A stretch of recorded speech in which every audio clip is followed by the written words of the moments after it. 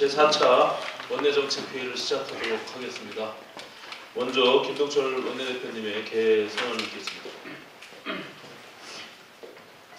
네, 바른미래당 제4차 원내정책회의를 시작하겠습니다. 네, 이어서 김동철 대표님의 모두 발언을 읽겠습니다. 김기식 금감원장 사태는 촛불 시민의 염원으로 태어난 문재인 정부에서 1년도 채 안 후에 정의와 상식이 사라지고 있다는 것을 분명하게 보여주고 있습니다. 피감기관 돈으로 로비성 외유를 하는 것은 명백한 적폐이고 이것 하나만으로도 공직에 앉을 자격이 없습니다. 한 여론조사에서 김 원장이 사퇴해야 한다는 의견이 50%였습니다. 김기식 원장은 표리부동함과 위선에 극치라는 민낯을 만천하에 드러내 보임으로써 이미 금융감독원 수장으로서의 권위와 신뢰를 상실했습니다. 김 원장은 앞에서는 기업 돈으로 출장 가서 자고 밥 먹고 체재비를 지원받는 것을 명백히 녹이고 적대라고 소리치면서 뒤로는 피감기관 돈으로 3차례나 외유를 다녀왔습니다. 그리고 그런 로비성 외유가 드러나자 국회의 관행 운운하며 국회의원들 모두를 진흙탕 속으로 끌고 들어가려는 가증스러움을 보여주고 있습니다. 김 원장은 2014년 경제인문사회연구회에 대한 국정감사에서 안세영 이사장에게 해외 연수를 하면서 스위스, 프랑스, 이탈리아의 유명한 관광지만 다니는 사실상 해외 관광여행을 하고 있다고 지적하더니 자신은 그로부터 7개월 후 무려 열흘 동안 4개국의 유명 관광지로 외유를 떠났습니다.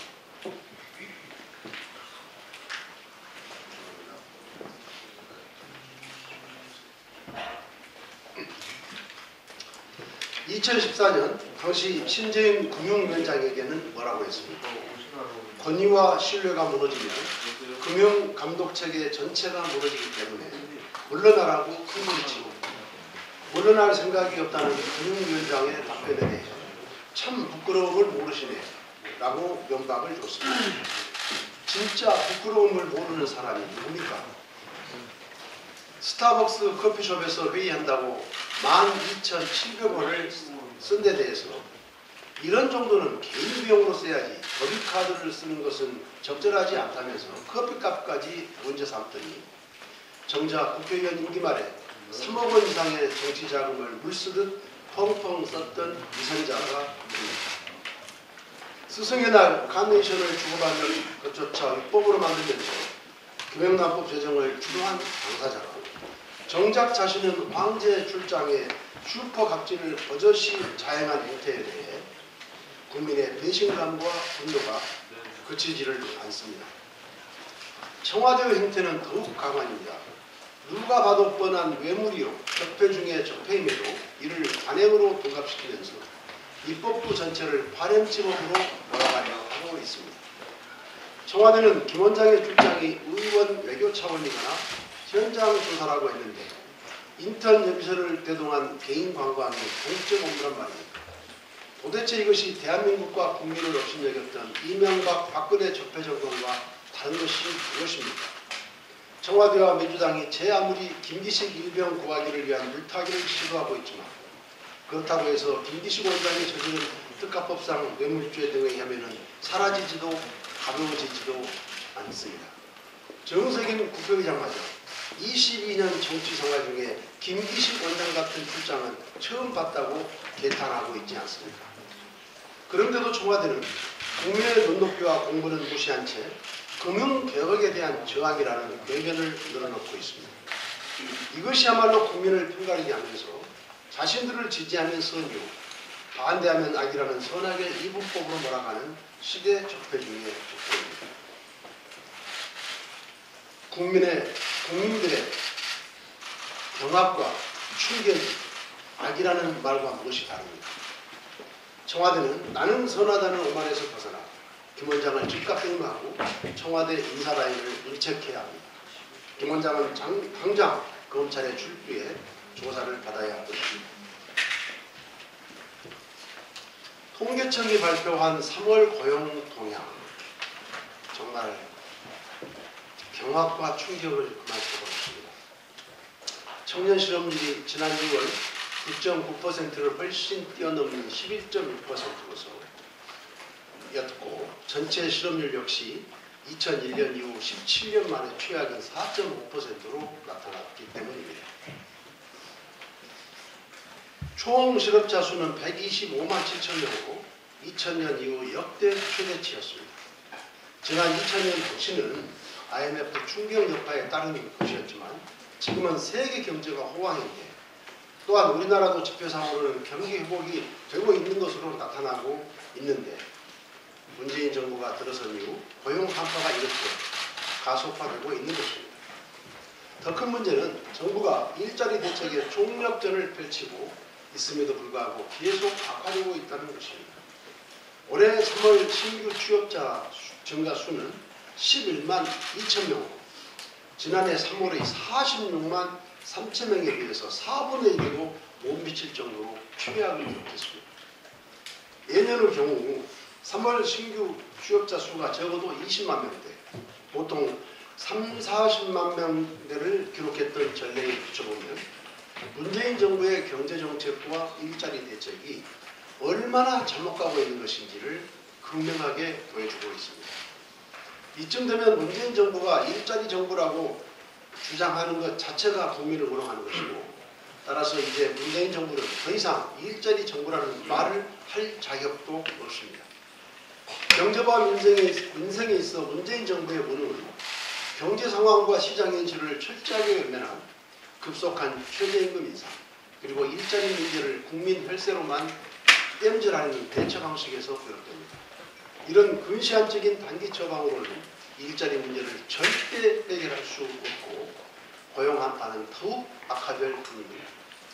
과감한 규제개혁과 구조개혁으로 국내 투자와 경제 활성화를 이끌어낼 토대를 마련하고 내년도 최저임금을 동결 수준으로 공표해서 시장이 안정될 수 있도록 해야 합니다. 문재인 정부 성공의 안건은 경제와 민생에 달려있음을 크게 깨달아야 할 것입니다. 이상입니다. 네, 이어서 정책위 수석부의장 맡고 있는 최이배 의원 발언하겠습니다. 네, 바른미래당 최이배입니다. 한국 GM 관련하여 말씀드리겠습니다. 지난달 3월 14일부터 약 2달간의 실사에 들어갔습니다. 한국 GM의 수출 이전 가격 문제, 본사 고금리 대출, 높은 본사의 관리비 및 기술 사용료 전가 의혹 등 경영 부실에 대한 원인을 파악하고 정부의 지원 규모 등을 확인하기 위해서 실사가 진행되고 있습니다. 산업은행을 통해서 한국 GM 실사 진행 과정을 확인해보니 실사를 위한 최소한의 자료는 제출되었으나 GM 본사의 핵심 자료는 제출되지 않고 있어 사실상 상세 분석을 하지 못하고 있다고 확인했습니다. 또한 GM 측에서 본사 자료를 제출하기 어려우니 미국 본사에 방문해서 열람하도록 요구하고 있으며, 이는 사실상 실사를 방해하면서 실사를 더 빨리 맞춰달라는 모순된 행태를 보이고 있습니다. 뿐만 아니라 GM은 4월 20일까지 인담협이 협의되지 않고 정부가 지원을 하지 않으면 부도 처리하겠다고 겁박을 하고 있습니다. 한국 GM의 매출 총이익률은 기존의 한국 자동차들이 약 20%에 상회하는 매출 총이익과 달리 한 10% 미만으로 이례적으로 낮은 수준입니다. 국내에서 판매량이 늘어나도 매출 총이익은 좋아지지 않고 있습니다. 고정비가 큰 자동차 산업에서 매출이 증가해도 이익률이 상승하지 않는 특이한 현상을 보였습니다. 저희 의원실에서 사는 관계자를 통해서 확인한 바에 따르면 GM의 글로벌 판매 전략은 차량 판매 가격을 산정할 때 원가를 기준으로 하는 것이 아니라 1.5에서 2% 정도의 딜러의 최종 마진을 확보하는 기준으로 차량 가격을 산정한다고 합니다. 쉽게 말해 자동차 판매 가격에 따라 사실상의 납품 가격이 변동되는 것입니다. 이는 유통 권력에 막강한 힘을 가진 유통기업들이 자신의 이익을 확보하기 위해서 납품업체에 물건값을 후려치거나 비용을 전가하는 전형적인 갑질 행태입니다. GM 글로벌 전략에 따라 한국 GM이 원가에도 미치지 못하는 수출을 해왔다면 이는 명백한 뱀입니다. 이를 확인하기 위해서 이번 실사에서 수출 이전 가격에 대한 철저한 조사가 이루어져야 되고 국세청도 필요하다면 세무조사에 나서야 합니다. 또한 한국 GM이 손실을 부담하면서 해외 GM 계열사에 이익을 주었다면 산업은행은 이대주주로서 한국 GM의 이사들과 미국 GM을 대상으로 주주대표 소송을 해서 손해배상을 받을 수 있는 방안도 있습니다. 한국 정부와 산업은행은 미국 GM에 끌려다닐 것이 아니라 법적, 행정적 수단을 최대한 동원해서 협상의 칼자루를 쥐어야 할 것입니다. 이상입니다. 원내수석 부대표로서 한 말씀 드리겠습니다. 대표님께서 말씀하셨지만 김기식 원장 고마해라 이제 많이 버텼다 아이가. 매일 쏟아지는 의혹과 청와대의 구차한 변명이 역겹기까지 합니다. 청와대는 국민 기대와 눈높이에 부합하지 않지만 해임은 없다 이렇게 발언하고 있습니다. 또 민주당 여당은 김기식의 공격이 금융개혁을 좌초시키려는 것이다 이렇게 항변하고 있습니다. 문재인 정부와 집권 여당 수준이 이 정도입니까? 문재인 정부의 가면 뒤에 비열한 숨은 얼굴을 보는 것 같아서 씁쓸하기까지 합니다. 황제 외유가 당시 관행이라며 모든 국회의원들에게 덤탱이 씌우는 이 못된 버르장머리는 어디서 배운 겁니까? 또 당시 관행으로 황제 외유 다녀온 민주당 국회의원이 있다면 얼른 자수하기 바랍니다. 채용비리 은행들이 CEO 임원들의 추천은 당시 관행이라고 항변하고 있습니다. 금융권의 채용비리를 엄단해야 되는 금감원장이 과연 뭐라고 답할 수 있겠습니까? 특활비 상납이 당시 관행이라고 말하고 있는데 청와대는 뭐라고 답변할 것입니까? 또 위장전입이 다음 계약서가 당시 관행이기 때문에 문재인 대통령은 스스로 정한 5대 원칙까지도 무시하면서 임명을 강행한 것입니까? 이미 다 알려진 바로 제가 정리를 좀 했습니다. 대표님께서 말씀하신 대로 김기식 금융감독원장은 2004년도 국정감사에서 이렇게 기업의 돈으로 출장 가서 자고 밥 먹고 체재비 지원받는 거 이거 정당한 겁니까? 라고 강하게 질타했던 김기식 의원은 한국거래소 돈으로 출장을 갔다 오고 우리은행 돈으로 중국, 인도 출장 갔다 오고 또 대외정책경제연구원 돈으로 유럽의 9박 10일 정책비서와 동행해서 출장을 갔다 왔습니다. 더미래연구소를 만든 그 의도와 목적에도 의구심이 가는 것입니다. 금융사 당시 여러 관계기관의 피감기관 직원들 대외 협력관들을 고액 강좌를 운영하면서 그 삥뜯기를 해왔습니다. 이런 부분들은 이미 오래전부터 알려져 있었고 지금 어제 오늘 계속적으로 양파 까기 하듯이 의혹이 증폭되고 있습니다. 김기식 원장은 포스코의 돈은 안 받았다고 하지만 그럼 그 2년간 미국 연수는 누구 돈으로 갔는지 스스로 밝히기 바랍니다. 또 황제 외유의 정책 담당 비서가 동행했다고 하는데 그럼 무슨 일을 했는지 모든 일정을 공개하기 바랍니다. 그리고 2016년 19대 국회의원 임기 종료 직전에 국회와 계약한 보좌진들의 퇴직금을 국회 사무처가 주는 것이 마땅한데 보좌진 6명에게 200에서 500만 원씩 퇴직금을 지급하고 또한 진선미, 우원식, 유은혜, 박홍근, 남인순 의원 등 민주당 의원들에게 후원금을 돌리고 또 청와대 장하성 정책실장이 이사장으로 있는 경제개혁연구소의 연구 용역비로 2천만 원을 지불하면서 자신이 설립하고 소장으로 있는 더 좋은 미래에 5천만 원을 셀프 기부하는 등 5개월간 3억 원대의 후원금을 물쓰듯이 했습니다. 이렇기 때문에 청와대와 민주당이 두둔하고 옹호하는 것인지 즉각 답하기 바랍니다. 이젠 김기식 금감원장 얼굴 꼴도 보기 싫습니다. 당장 사퇴하고 사법적 처벌을 받아야 할 것입니다. 이어서 김중로 국방위 간사 맡고 계신 의원님 발언하겠습니다. 오늘 사실은 한미 간 공공위기를 상징했던 한미연구소 재경 문제를 포함해서 말씀을 드리고자 했는데 이것보다 더 중요한 문제를 제 말씀으로 대신하겠습니다.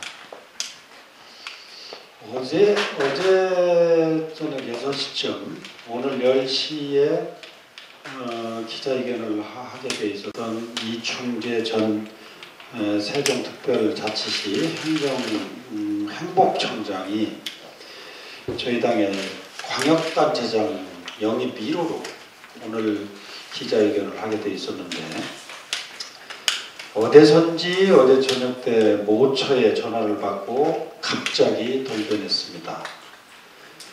불출마 의사표명을 하고 잠적한 상황이고 이런 상황을 종합해 볼 때 측근들에 의하면 이해해달라, 나를 좀 살려달라 이런 표현을 하고 사라졌는데 전부 다 녹음을 해놨습니다. 이거가 만약 정치적 배후와 위압의 가능성도 배제할 수 없는 상황인데 이런 문제에서 당에서 그냥 넘어갈 수 없습니다. 분명히 말씀드립니다. 이 각종 의혹이 지금 난무하고 있는데 세종시 언론에서 전부 다 지금 회자되고 있습니다. 당 차원에서 정치적 배후와 위압 가능성을 포함해서 철저하게 진실과 사실 규명을 할 계획으로 있습니다. 당분간 사실관계를 더 정확히 더 알아보고 당 차원을 다시 말씀드리도록 하겠습니다. 이상입니다. 환노위 간사 맡고 계시는 김삼하 의원님 말씀 듣겠습니다. 폐기물 대란이 발생한 지 벌써 12일이 넘었습니다. 그런데 아직도 서울 시내에서만 300개가 넘는 아파트 단지에 재활용되지 못한 쓰레기가 가득 쌓여 있습니다. 국민의 불편은 가중되고 업체들은 혼란스럽기만 합니다. 지난 6일 안철수 후보님과 함께 재활용 업체를 방문했을 때 그 아파트 관리 업체 한 분이 정부, 지자체, 재활용 수거업체의 말이 제각각 달라서 어떻게 해야 할지 모르겠다고 하소연을 하기도 했습니다. 상황이 이 지경에 이르렀지만 환경부는 도대체 어디에 있는 겁니까? 처음부터 환경부는 보이지 않았습니다. 이미 지난해 7월에 발표된 중국의 금수 조치 이후에 폐기물 수거업체와 처리업체들은 정부와 지자체의 대책 마련을 주문해 왔지만 그저 손 놓고 있었습니다. 먼저 환경부는 이에 대해서 명확하게 해명하고 책임을 져야 할 것입니다. 결국 대란이 일어나고 나서야 부랴부랴 긴급 대책 상황반을 만들었지만 지금까지 한 것이라고는 책임 떠넘기기 뿐입니다. 폐기물 배출과 처리 상황 파악은 지자체 책무다. 지자체들이 적극적 해결 노력을 보이지 않는다. 분리배출이 미흡하고 재활용품 가격이 하락하여 재활용업계 수익성이 나빠진 게 문제다.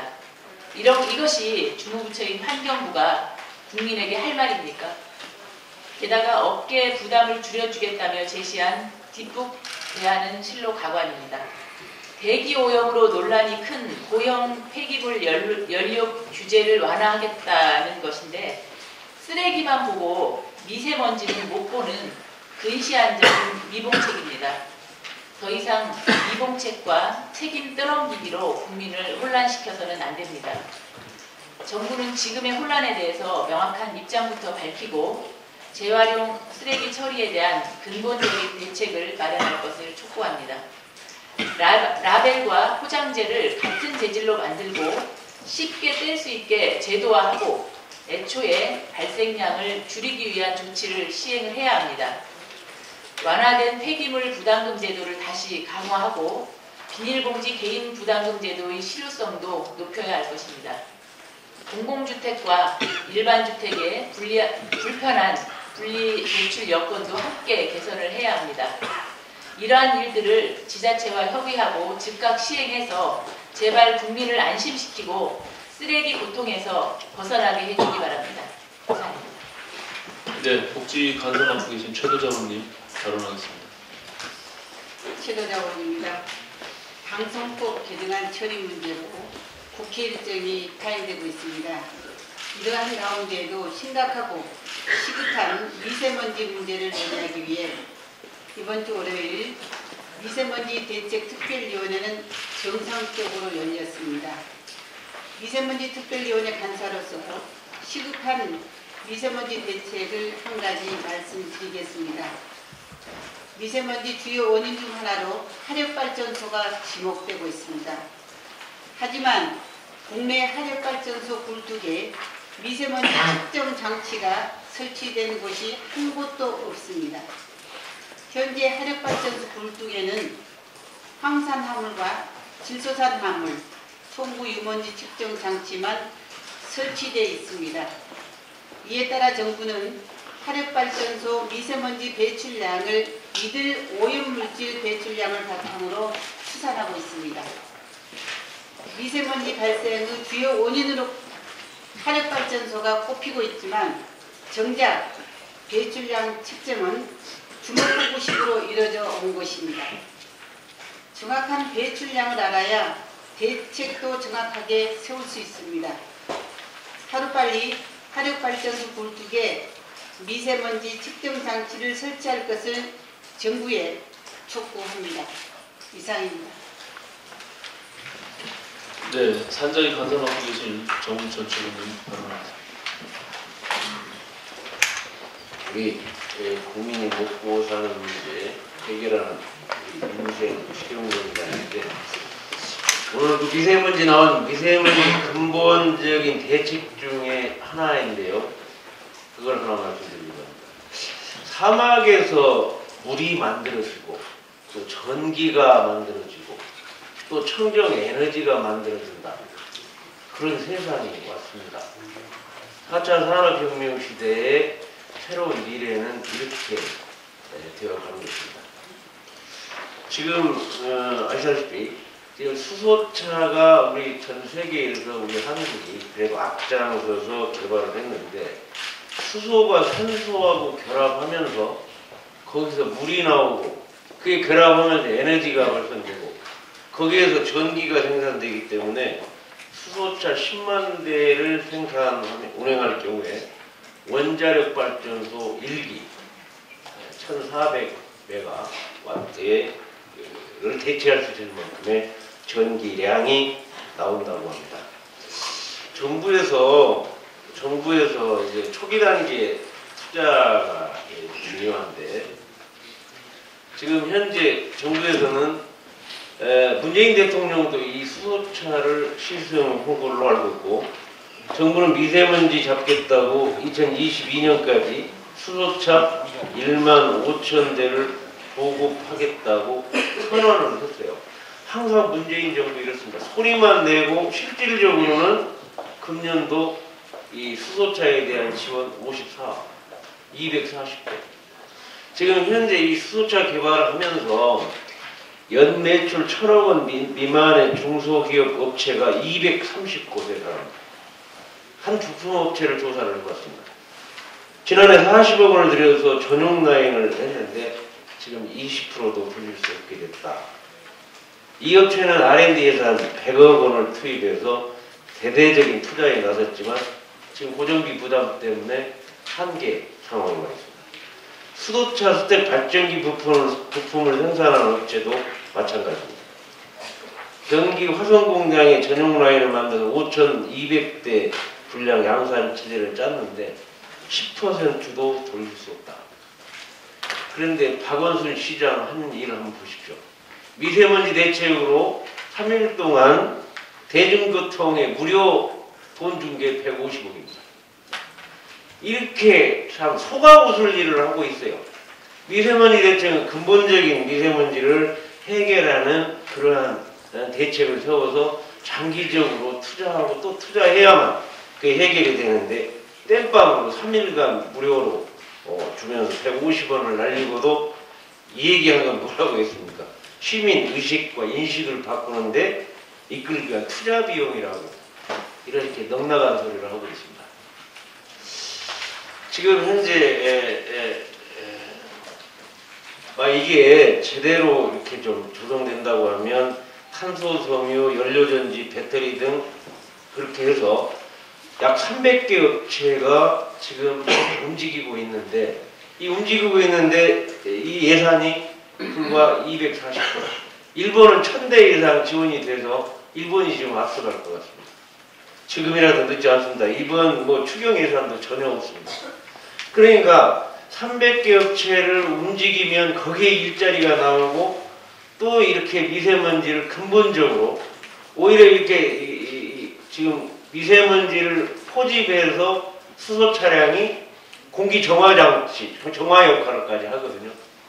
그래서 이러한 근본적인 대책을 세우는 그러한 정부가 되어야 되는데 어디 하나하나를 들여다봐도 일자리 정책에서 근본적인 문제를 해결하며 차근차근 해나가는 그러한 과정은 없이 전부 포퓰리즘으로 그냥 돈 날아주는 그러한 일만 하고 있는 이 정부에게 다시 한번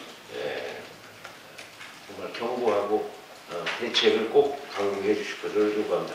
그런 연장선상에서 오늘 오후 2시에 그 수소차 대중교통 활용을 위한 정책 세미나를 하고 오후 1시 반에 국회 앞에서 그 평창 올림픽에서 운행되었던 수소 버스 시승 행사도 준비했으니까 우리 의원님들께서 많이 좀 타시고 근본적인 해결 방법을 찾도록 합시다. 이상입니다. 네, 여가위 간사 맡고 계시는 신영현 의원님 말씀드리겠습니다. 얼마 전 국민은행과 KB하나은행 신입사원 채용 과정에서 남녀 채용 비율을 미리 정해놓고 남녀 합격점을 다르게 하거나 남성에게 가점을 주는 여성을 차별하고 남성을 우대한 사실이 밝혀졌습니다. 이는 채용 시 남녀를 차별해서는 안 된다고 명시해놓은 남녀고용평등법을 명백히 위반한 것으로서 또 한 번 우리 사회에 만연한 성차별 문제를 드러낸 것이라고 할 수 있습니다. 미투운동 확산이 과거 뿌리 있게 내재되어 있던 성차별, 권력형 성폭력을 근절하고 성평등한 사회로 나아가야 한다는 시대 정신의 변화로까지 이어지고 있습니다. 하지만 일각에서는 펜스룰이 유행하며 애초에 조직에서 여성을 배제한다는 성차별적 움직임을 보이기도 합니다. 성폭력에 대한 문제가 제기되니까 성차별로 응답하고 있는 셈입니다. 여성의 사회 진출 자체를 가로막는 채용과 고용 과정에서 벌어지는 성차별은 반드시 근절되어야 합니다. 이에 저는 남녀 차별 개선 실태조사 내용에 성별 고용률 및 해고율을 포함하도록 하는 남녀고용평등법 개정안과 채용 절차 각 단계별 합격 구직자의 성별 비율을 공개하도록 하는 채용 절차법 개정안을 준비하고 있습니다. 법 개정을 통해 채용 과정에서 벌어지는 성차별 문제를 해소하고 기울어진 기회와 권력의 균형치를 바로잡아 성평등한 사회로 나아갈 수 있도록 최선을 다하겠습니다. 이상입니다. 네, 경훈이 간사 맡고 계신 이동석 의원님 말씀드리겠습니다. 네, 그 시중의 여론은 김기식 금관원장 즉각 사퇴시키고 조국 민정수석 탄핵하는 겁니다. 김기식 금융감독원장을 둘러싼 의혹이 계속되고 있습니다. 야권 전체는 물론 민당 내부에서도 사퇴를 해야 되지 않느냐는 우려 목소리가 나오고 있는데도 청와대 조국 민정수석은 인사검증에 문제가 없다며 면접까지 주고 있습니다. 청와대 친문 패권, 인사책임과 오만 방장이 기가 차고 있습니다. 조국 민정수석 오보와 월권은 하루 이틀이 아닙니다. 국무회의 의결 법무부 장관이 발표해야 될 대통령 견안도 국무회의 보고도 전에 본인이 사전 발표한 사실도 있습니다. 프란치스코 교황의 발언을 제멋대로 이용해서 천주교와 갈등을 불러일으킨 바도 있습니다. 특히 이번 김기식 금감원장 임명국에도 조국 주석 본인이 둘러싼 무엇까지 추가로 제기되고 있는 상황입니다. 과거 김기식 원장이 운영하던 연구소에 고액 수강료를 받으며 강의를 하며 가깝게 지냈기 때문에 보온 성격으로 김기식 원장을 감싸는 것이 아니냐는 그런 의문도 들고 있습니다. 그렇다면 본인의 책무인 인사검증이라도 잘하느냐? 그것도 아닙니다. 문재인 정부가 출범한 지 반년이 넘도록 인사부실 검증 때문에 내각 구성을 완료하지도 못했고 이에 대해서 책임을 묻고자 한 국회 운영 출석도 그러고 있습니다. 본인의 잘못을 회피하고 문재인 대통령 뒤에 숨은 것입니다. 이처럼 설화도 작고 실책도 자주 저지르며 오버와 올건까지 하는 민정수석은 패권 정치, 호가우의 전형적인 형태입니다. 문재인 대통령은 말썽 많고 각종 우려를 쏟아지고 있는 김기식 금융감독원장을 즉각 사퇴시켜야 합니다. 아울러 조국 민정수석도 즉각 사퇴시켜야 합니다. 만약 청와대가 계속해서 김기식 금감원장과 조국 수석을 감싸고만 돈다면 국민의 분노가 청와대를 향하게 될 것입니다.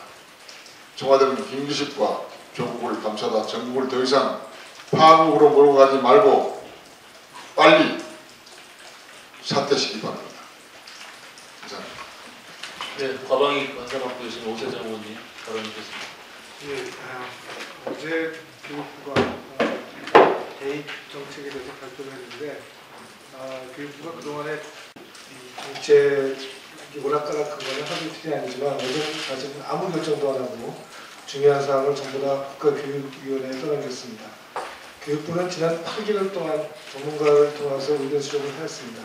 그런데 어제 발표에서 보면 중요한 사항 결정은 하나도 없고 국가교육위원회를 모두 떠넘겼는데 예를 들어서 학력고사 시 원점수제와 점검과 절대평가 전환하는 양극단 집시안까지 제시하였습니다.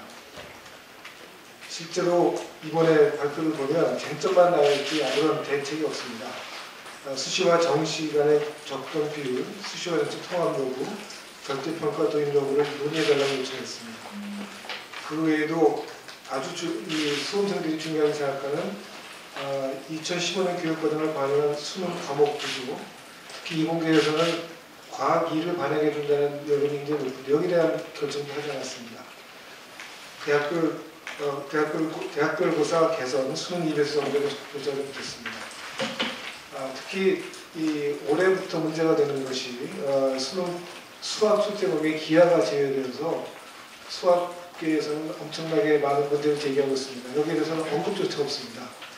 그러니까 올해처럼 계속해서 이거를 제외하고 하겠다는 입장인 것 같습니다.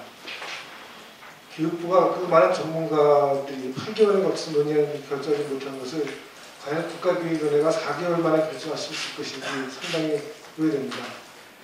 국가교육위원회는 사실은 아까 말씀드린 과학이나 기하 같은 것을 사항을 잘 할 수 있는 이공계 전문가들이 거의 없습니다. 심지어는 과학기술정보통신 장관도 들어가 있지 않습니다. 이런 상황에서 4개월 만에 이렇게 중요한 결정을 한다는 것은 거의 불가능하다고 생각이 됩니다. 일본을 보면 4차 산업혁명을 준비하기 위해서 교육개혁을 위해서 4년에 걸쳐서 토론하고 4년 토론만 4년 동안 했습니다. 결정하기 위해서. 결정한 뒤에는 7년에 걸쳐서 이거를 바꿔나가는 장기 계획을 갖고 있습니다. 원래 국가교육회의라는 것은 이렇게 장기적 계획을 세운 다음에 거기에 맞춰서 단기적인 정책을 정하는 것인데 이번에는 단기적인 정책을 먼저 정할 수밖에 없는 상황이 되었습니다. 이렇게 준비 기간도 없이 수능 개편만 하겠다고 합니다. 교육부 장관이 무능한 것이라면 장관을 빨리 교체해야 되고 교육부가 무능한 것이면 교육부를 폐지해야 되고 앞으로 민간 전문가의 참여를 확대한 국가교육권의 기능을 강화해서 100년에 걸친 교육개혁을 지금부터 시작해야 된다고 생각합니다. 한미연구소에 대해서 한마디만 드리겠습니다. 존스 홉킨스 대학 부설 한미연구소가 결국 폐쇄하기로 결정되었습니다. 저는 이 사태를 보면서 처음 든 생각이 참 촌스럽다 하는 것이었습니다. 우리 정부는 우리가 돈을 냈으니 우리 입맛에 나는 결과물을 내놓아야 한다. 지극히 한국적인 발상으로 접근했습니다. 그러나 이런 발상은 글로벌 기준으로 보면 전혀 맞지 않는 것입니다. 자문을 낸 쪽은 연구의 독립성을 존중해야 되고 그게 글로벌 프로그램입니다. 자문 공유자가 연구기관의 팔을 비틀어 자기 입맛대로 결과를 내놓도록 한다면 일시적으로 마음에 들 수 있을 것입니다. 그러나 장기적으로는 이해를 해주게 됩니다. 독립성을 상실한 연구기관의 연구 결과를 누가 신뢰하겠습니까? 그러기에 선진국에서는 자금을 지원하더라도 학문의 자율성, 대학의 독립성은 절대적으로 보장합니다. 결론적으로 이런 사태를 올바르게 해결하자면 정부는 갈루치 한명무소의 사람과 그 직원들에게 사과해야 됩니다. 나아가 이 사태를 계기로 대미 공공위기의 현실을 점검하고 새로운 출발점을 모색해야 된다고 생각합니다. 감사합니다. 예, 하태경 최고위원 발언하겠습니다.